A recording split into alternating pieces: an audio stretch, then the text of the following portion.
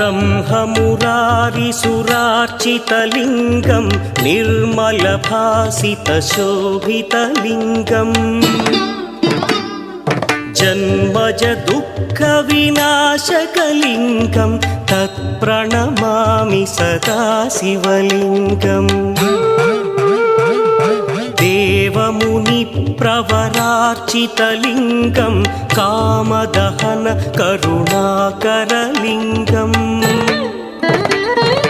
रावणदर्पविनाशकलिङ्गं तत्प्रणमामि सदा शिवलिङ्गम्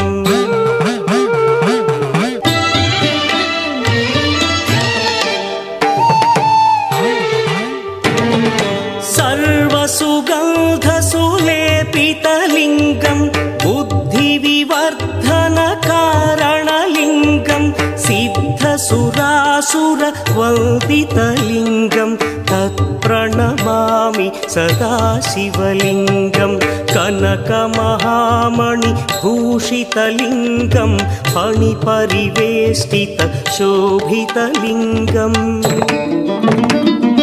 दक्षसुयज्ञविनाशकलिङ्गं तत्प्रणमामि सदा शिवलिङ्गम्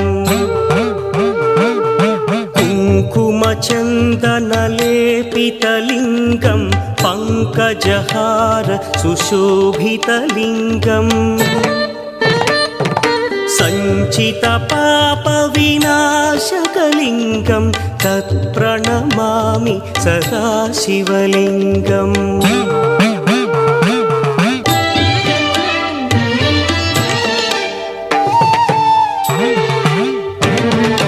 देवगणार्चितसेवितलिङ्गं भावैर्भक्तिभिरेव च लिङ्गं दिनकरकोटिप्रभाकरलिङ्गं तत्प्रणमामि सदा शिवलिङ्गम् अष्टदलोपरिवेष्टितलिङ्गं सर्वसमुद्भवकारणलिङ्गम् अष्टदरिद्रविनाशनलिङ्गं तत्प्रणमामि सदा शिवलिङ्गम् सुरगुरुसुरवरपूजितलिङ्गं सुरवनपुष्पसदार्चितलिङ्गम्